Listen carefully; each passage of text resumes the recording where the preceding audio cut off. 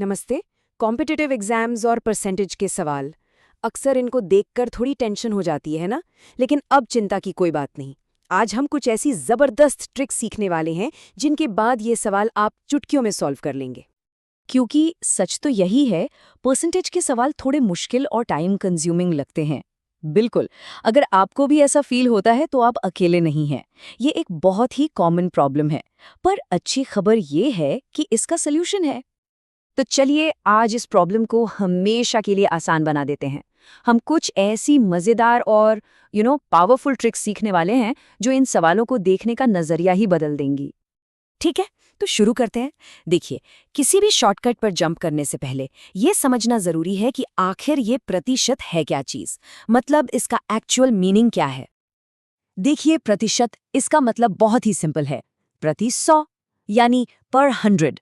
इसका मतलब हुआ कि कोई भी परसेंटेज बेसिकली एक ऐसा फ्रैक्शन है जिसके नीचे यानी डिनोमिनेटर में हमेशा 100 होता है।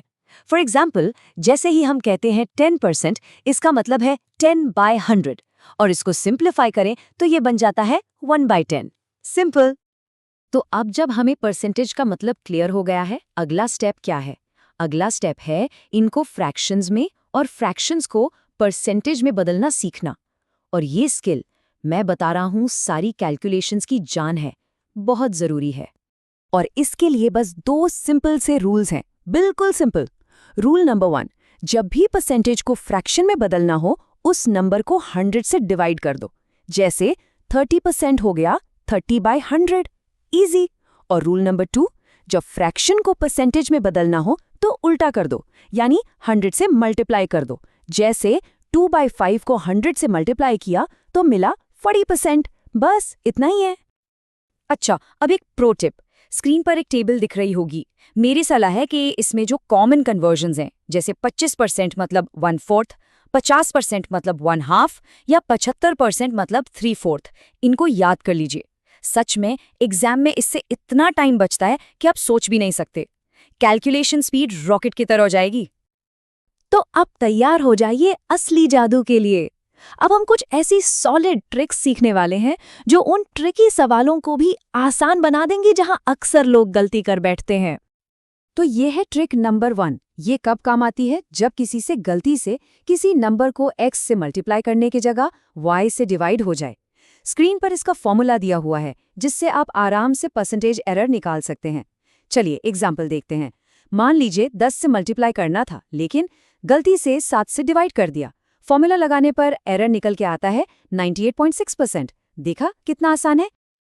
अब आते हैं ट्रिक नंबर 2 पर, और ये तो पहले वाली से भी ज्यादा आसान है। बेसिकली ये पहली ट्रिक का ही एक स्पेशल केस है। अगर गलती से मल्टीप्लाई और डिवाइड दोनों के लिए सेम नंबर यूज हो जाए तो फॉर्मूला और भी छोटा और सिंपल हो जाता है। जैसे 10 से ही मल्टीप्लाई करना था और 10 से ही डिवाइड कर दिया तो सीधा 99% का एरर। कितना टाइम बचा सोचिए। चलिए अब एक और जबरदस्त शॉर्टकट देखते हैं। इससे ये पता लगाना बहुत आसान हो जाता है कि अगर कोई चीज n गुना यानी n टाइम्स बढ़ जाती है तो परसेंटेज में कितना इंक्रीज हुआ है। और ये ट्रिक तो कमाल की आसान है। फॉर्मूला है n-1 मल्टीप्लाइड बाय 100। बस मतलब अगर कोई अमाउंट n टाइम्स बढ़ जाए तो परसेंटेज इंक्रीज निकालने के लिए ये फॉर्मूला यूज करना है। एक एग्जाम्पल से समझते हैं। मान लीजिए कोई पैसा 3 गुना हो गया, यानी n हो गया 3, तो परसेंटेज इंक्रीज होगा 3-1 इंटू 100 यानी 200%। हो गया सॉल्व। जबरदस्त। तो हमने परसेंटेज के बेसिक से शुरू करके कुछ बहुत ही काम के शॉर्टकट सीख लिए हैं। चलिए अब एक क्विक रिकैप करते हैं ताकि ये सारी चीजें दिमाग में एकदम फिट हो जाए और आप इन ट्रिक्स में एक्सपर्ट बन पाएं। तो इस पूरे सेशन से मेन टेकअवेज क्या हैं? पॉइंट नंबर 1, परसेंटेज का मतलब पर 100। पॉइंट नंबर 2, कन्वर्जन के 2 गोल्डन रूल्स, 100 से डिवाइड करो या 100 से मल्टीप्लाई।